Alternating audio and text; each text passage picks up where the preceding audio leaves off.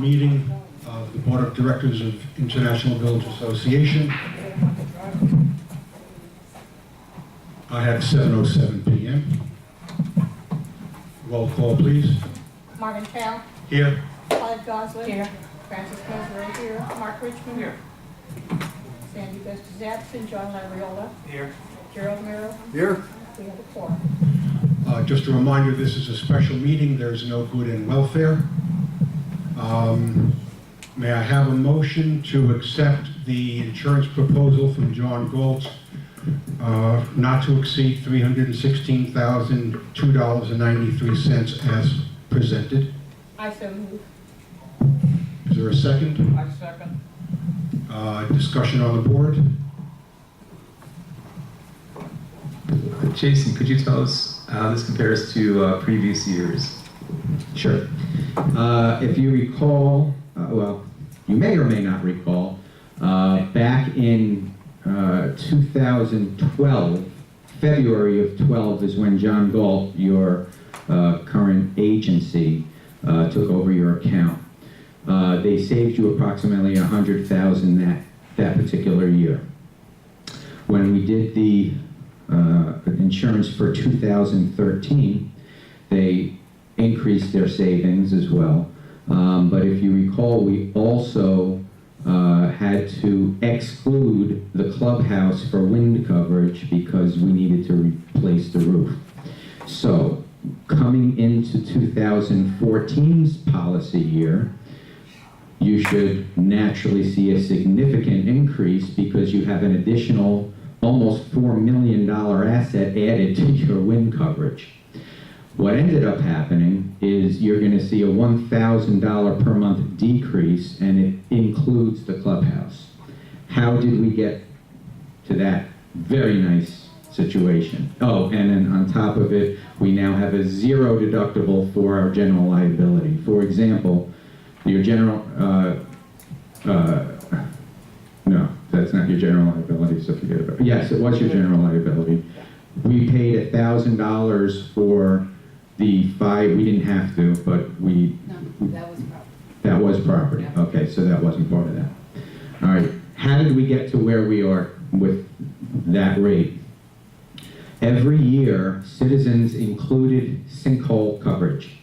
Sinkhole coverage, which amounted to approximately $47,000 each year, well, last year and this year's quote, Citizens now allows you the option to remove sinkhole coverage. Sinkholes are mapped out. We have been advised that there are no sinkholes here. If you have a collapse of earth, doesn't necessarily mean that it's sinkhole. Sinkhole is specific and government rated. So if you have a sinkhole, an actual sinkhole, the government has to say, this is a sinkhole from the limestone that was washed away and created a bubble and made the structure fall. That's very, very rare in Broward County, not in Central Florida, but in Broward County. So any earth that comes down doesn't necessarily mean it's a sinkhole. So by removing the sinkhole coverage, it basically paid for you putting the clubhouse onto the policy, which is what most of the agents quote anyway. They quote it without it. This is the first year, though, which the agents are very happy about, because every year before that, Citizens made you take sinkhole, and now it's an exclusion. So by the statute, it's not necessary to get a second quote for insurance, and there's a reason that the statute provides for that.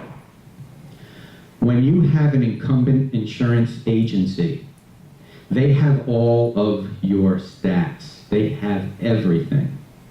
They can't, the insurance companies will not even, the carriers that they bring to you won't even give you the quotes until 3 or 4 weeks out. That's it. They won't let you start quoting before that. They need it to be within 3 weeks of your expiration date. When you get a second quote, which we did, by the way, we did because I wanted to show you, so we brought Brown & Brown, very reputable we use them in other properties too, to come in and give a quote. Of course, it's a lot more difficult for a non-incumbent to get the information properly. So typically, and Colette will cooperate with me with what I'm saying, I hope, I believe, I believe, that the quotes that come in from outside agencies, A, are not guaranteed, and it says it on the quote that they're not final quotes. These are estimates, because they aren't able to get the actual quote until they're given the business. So 9 out of 10 times the number's lower than it is. Actually, about a month or two later into the business, you usually get some form of an increase because they didn't know that this was rated for that, or they didn't know this was rated for that. Like, for example, they gave a quote, and the quote was missing the clubhouse. So we had to add back in what the clubhouse probably would cost based on the other quote, so that it brings it to apples. It's virtually impossible to get an apple-to-apple quote from two insurance companies, because the second one isn't going to have the guaranteed already renewed. We have the renewal rates guaranteed from your current. So when you look at Brown & Brown, and when you look at John Galt, you'll see, after adding back in the clubhouse to Brown & Brown, which is the blue page, the single blue page here, and they also didn't have workers' comp. They were only giving you a $10 million umbrella coverage as opposed to a $25 million umbrella coverage, and they did not include mold either. When you add that back in to get a like quote, they are almost the same. But one is guaranteed and one is not. If you look at John Galt on page 2, it's actually page 3 if you count the cover page.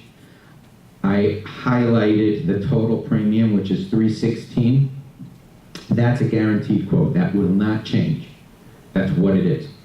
It's already a renewal rate by the carriers.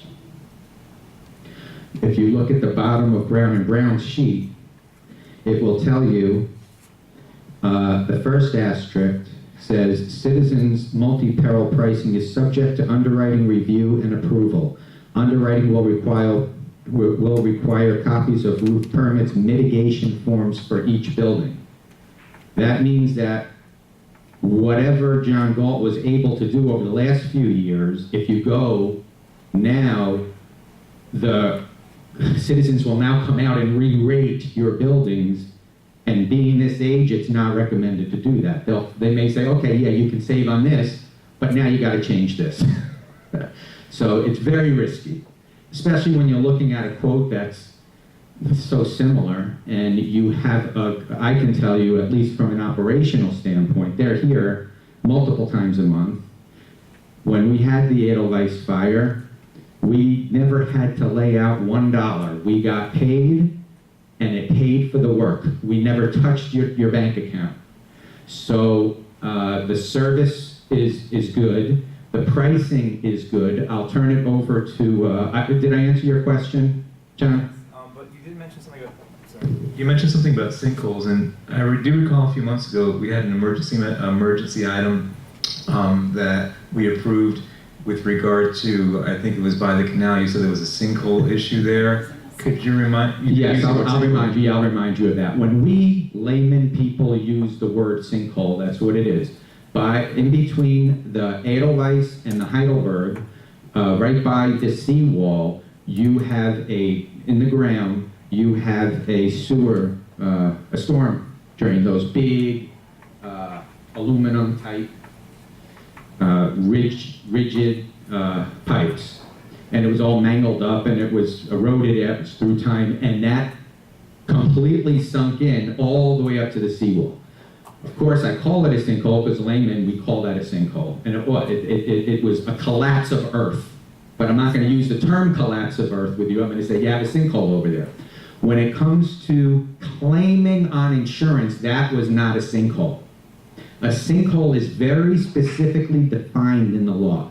A sinkhole is, and don't quote me on this, it has to do with limestone and the erosion of limestone, which creates a bubble and then starts emptying out underneath. And then over time, the stress happens and the entire earth falls in. If those things are not what caused it, it is not considered a sinkhole.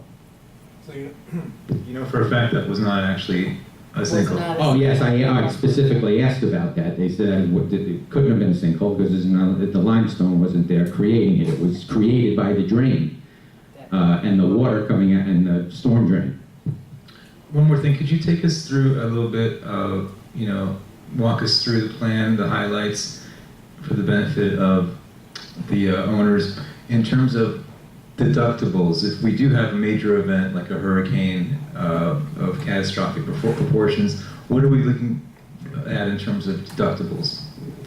You're looking at a 5% wind deductible? Yeah, yes, thank you. Actually, you would be good to do that. Your insurance guru will explain that.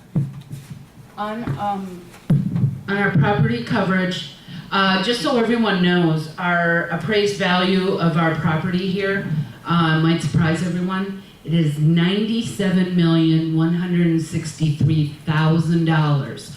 Our property consists of almost $100 million in insurable assets. That is huge, and I think understanding how these buildings house us, and that is significant in the world of insurance and our other properties around. Currently we are carrying what we call all other peril deductible of $1,000 for basic coverages, fire, smoke, vandalism, not including any wind. Then we have a hurricane deductible of 5%. That 5% is what we call a calendar year deductible. We have two options. You can go with a hurricane deductible that is occurrence, and you can go with a hurricane deductible that is calendar year. The advantage of calendar year allows us to take a higher deductible, and in the event of multiple storms like we experienced in 2004 and 2005, that deductible gets eroded away with damages we have. So we got one storm and we suffer, I'm not even gonna put numbers out there, but not enough to meet our 5% hurricane deductible. That hurricane deductible also applies per building. And each building is covered in upwards of about $8.7 million, just on average. Anyway, we have damage for part of it. Then we get hit with another storm 2 months later. Then that first damage is taken from that deductible amount, it is subtracted, and then the damage of a second storm will be applied, and so we'll be able to erode. On an occurrence deductible, every storm we would have 5%, no matter how many storms you would have. So those are our property deductibles. Then under our general liability, like Jason said, we did have, I think it was a $2,500 deductible prior. Our agent was able to get us a $0 deductible. So if we have any lawsuits, we will have a $0 out of our pocket in the event the insurance will come in at $1. Well, not lawsuit. If we have lawsuits, general liability, but not Yes. D&O. Okay, I just want because I want to make sure. General liability, nothing to do with directors and officers. Then crime is theft, embezzlement, things like that of employees, wire fraud, computer fraud. We have coverage up to $750,000, and that deductible, hold on.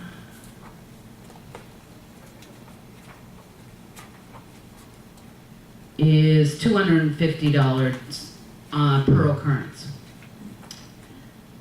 Then we have directors and officers coverage, and that is if the directors and officers, us on the board, anybody acting on behalf of International Village that is elected to the board has coverage up to $1 million. we do have a $5,000 deductible per occurrence on that coverage. Our umbrella coverage, which is our liability over and above our general liability. So if there's some catastrophic injury event, and we exhaust our $1 million of general liability, then our umbrella comes in over that and covers us up to $25 million. The deductible of that policy is actually our general liability coverage. So it stacks general liability, then our excess liability or umbrella. Boiler and machinery coverage, that covers for all of our machinery, pool, pumps, air conditioning units, those kind of things. And hold on, let me. That deductible is a $5,000 deductible per occurrence. Mold and sewer backup, that's an additional coverage that we purchased. That covers if water comes up from not flood, but through the sewer pipes and would damage a unit, actual sewer backup. That can happen in the event of major rains where the storm system of the city will fill up. You saw it happen up in Palm Beach earlier last month, where they had that torrential downpour. Everything gets flooded, the storm sewers get filled up. It's not related to a flood, but it would be if there was some kind of clog, it would back up. I was wrong, it's not flood. We don't carry flood coverage, we're not in a flood zone. And our deductible on that.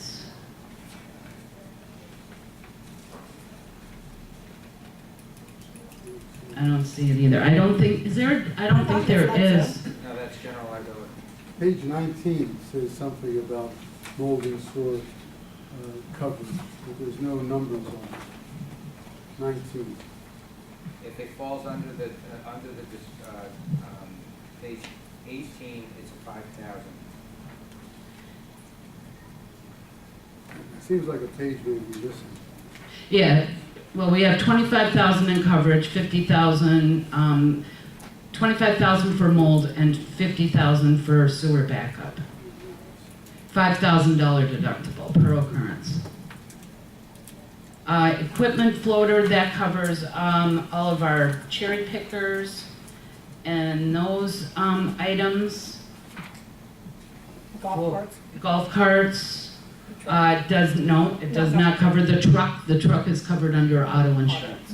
So it's the 7 golf carts and 2 man lifts, and that would have a $1,000 deductible, and we have 54,000 in coverage for those items. What's the fire theft BBM 25? Vandalism and malicious mischief. Business auto, that is with Hartford, that covers our truck for liability and physical damage. And then workers' comp, there is no deductible, that's statutory with the state of Florida. And that is it. Any other questions? Yeah, do you have a question about the 5% deductible for hurricane, et cetera? How does that compare to, I know we had it last year, the same amount, I believe. What about prior to that?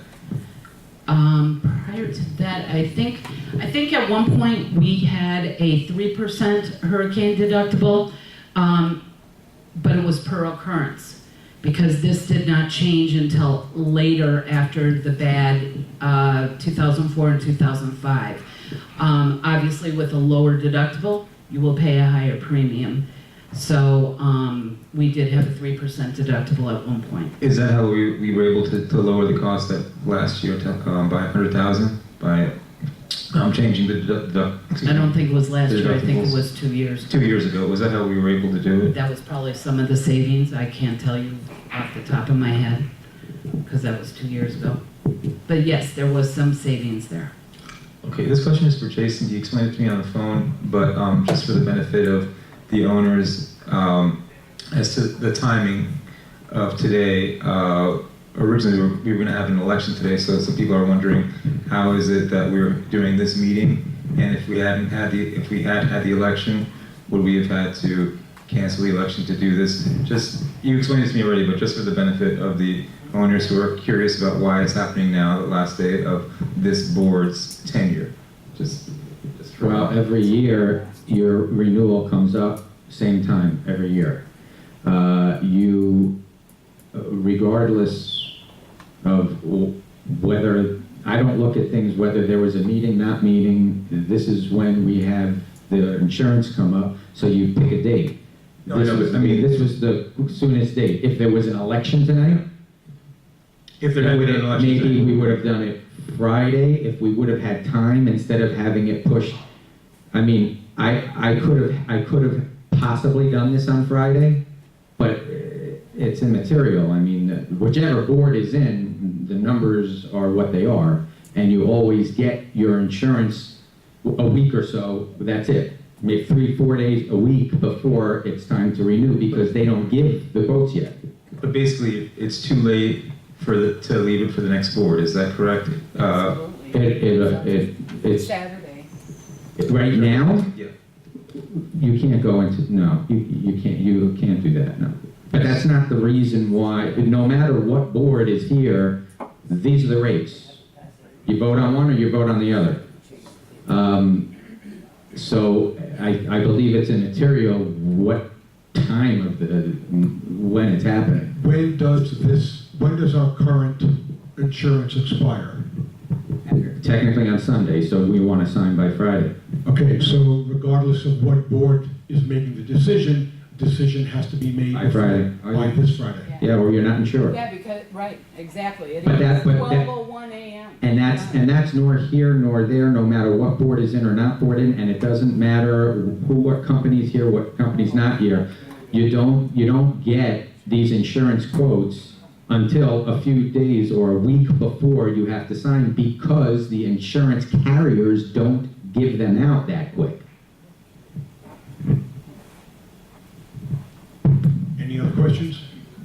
I'm just surprised, because I know I have a lot of insurance for real estate that I have, and I always get the estimates at least a month before. Do you have a $100 million asset that you're No, insuring? I don't. It's a big That's difference. always- Well, that's the difference. Because look at all of the different carriers. These are all different carriers. Every No, one I'm of these just is different asking, I carriers. just, No, I'm this is in my explaining it. experience, we normally have time. You're Right. saying it's a 3-week time. Oh, frame, sure. And it has to do with the value of the property. Oh, the value and the number of different carriers you need, sure. Just asking. No, it doesn't- Also, Jerry, to kind of clarify, if you own property personally, and that's a personal policy, those policies are all the same, basically, unless you have enhanced coverages that you buy. Personal lines is all automated, and it generates 45 days in advance. Commercial lines is not like that. Commercial lines is all manual. It has to be reviewed by the company. Premiums have to be calculated and then sent out. So that's kind of the difference. Personal lines, you'll get your personal lines policies, your condo policy, your auto policy, 45 to 60 days in advance. Commercial lines is totally different in how they operate. Okay, I'm just Not not a- familiar. Thank you. We face the same thing every year.